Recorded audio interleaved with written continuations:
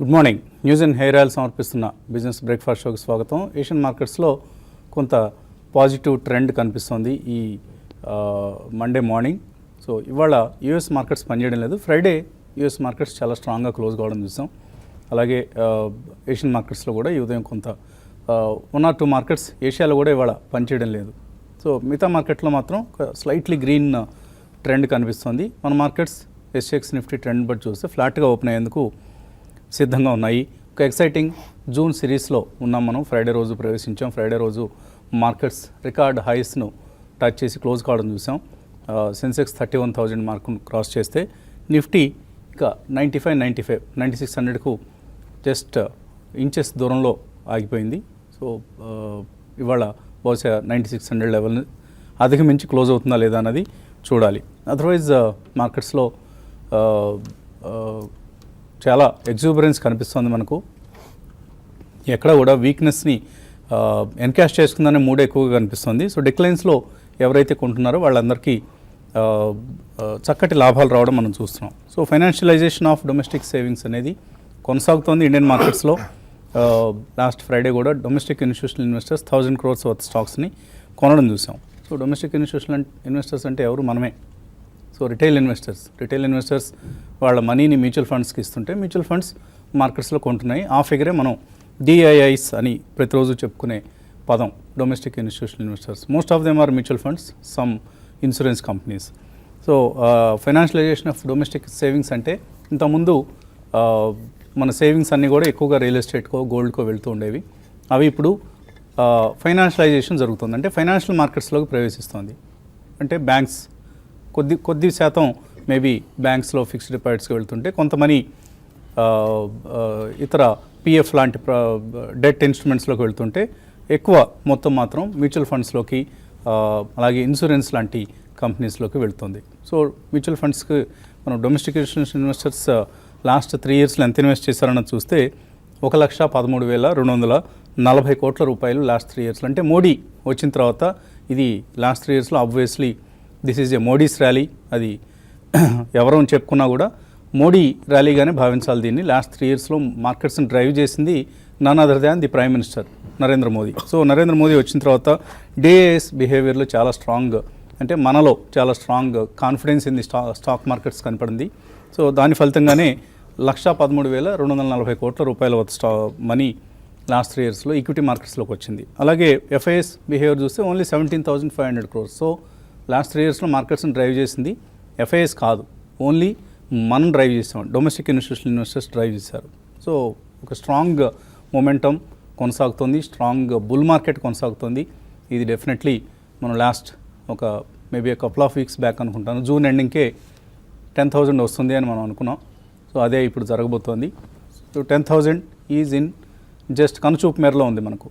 So maybe June ఎండ్కి రావచ్చు, లేదా మరి కొద్ది రోజుల ఆలస్యం కావచ్చు. బట్ 10,000 మార్క్ అనేది మనం ఒక హిస్టారికల్ హై. ఎందుకంటే నెంబర్ పరంగా 5 అంకెల స్థాయిని ఇండెక్స్ తాకడం అనేది, ఒక సెన్సెక్స్ ఇప్పటికే 5 అంకెల్లో ఉంది, నిఫ్టీ కూడా 5 అంకెల స్థాయికి వస్తుంది అనేది మనందరం ఎదురు చూస్తున్న ఈవెంట్. సో ఆ ఈవెంట్ కోసం ఎదురు చూస్తున్నాం. అది అతి త్వరలో జరిగే అవకాశం కనిపిస్తుంది.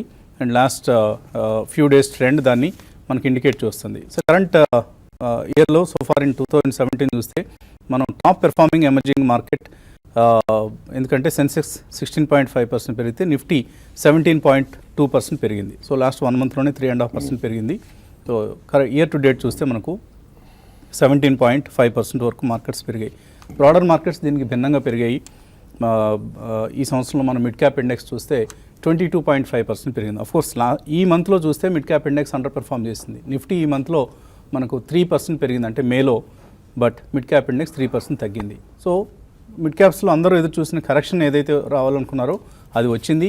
ఆ కరెక్షన్ అందరం చూస్తుండగానే మళ్ళీ ఆవిరైపోయే పరిస్థితి కూడా కనిపిస్తుంది. ఎందుకంటే చాలా స్ట్రాంగ్గా మళ్ళీ మిడ్ క్యాప్స్ బౌన్స్ బ్యాక్ అవుతున్నాయి. అశోక్ లేలాండ్ లాంటి కంపెనీస్, ఆర్ఈసీ లాంటి కంపెనీస్ లాస్ట్ ఫ్రైడే ఎలా పెరిగాయో మనం చూసాం. సో ఒక రీరేటింగ్ ఆఫ్ మిడ్ క్యాప్స్ మళ్ళీ జరుగుతోంది. అండ్ రిఫార్మ్స్ పాత్లో ప్రభుత్వం పయనం కొనసాగుతోంది. సో మొన్న కూడా ఫ్రైడే రోజు కూడా సాటర్డే రోజు ఫైనాన్స్ మినిస్టర్ ఒక చాలా రివల్యూషనరీ స్టేట్మెంట్ ఇచ్చారు. మోస్ట్ ఇంపార్టెంట్ రిఫార్మ్ స్టేట్మెంట్ అని మనం అనుకోవచ్చు. ఎయిర్ ఇండియాలోంచి ప్రభుత్వం వైదొలగబోతోంది. ఎయిర్ ఇండియా నుంచి ఎయిర్ ఇండియాని ప్రైవేటైజ్ చేస్తాం అన్న ఒక సూచన ఆయన ఇవ్వడం జరిగింది. సో అదే కనుక జరిగితే అంతకంటే ఇంకా మోస్ట్ రిఫార్మింగ్ ప్రాసెస్ అనేది ఇంకొకటి లేదు. సో ఇప్పటిదాకా వాటన్నిటిని ప్రభుత్వం కాపాడుకుంటూ ప్రభుత్వం అందులోంచి వైదొలిగితే అదేదో పాపం అన్నట్లుగా అందరూ ఎక్కువగా లెఫ్ట్ ఓరియంటెడ్ పార్టీస్ నుంచి మిగతా వాళ్ళు కూడా అందరూ దాన్ని వ్యతిరేకించారు. ఇప్పుడు అట్లీస్ట్ ప్రభుత్వం మేల్కొని మంచి చర్య తీసుకోబోతోంది ఎయిర్ ఇండియాని ప్రైవేటైజ్ చేయడం అనేది. సో దానికోసం మార్కెట్స్ డెఫినెట్లీ చీర్ఫుల్గా ఎదురు చూస్తున్నాయి. అండ్ జూన్ ఓవరాల్గా మార్కెట్స్కి ఎప్పుడూ ఒక పాజిటివ్ మంత్.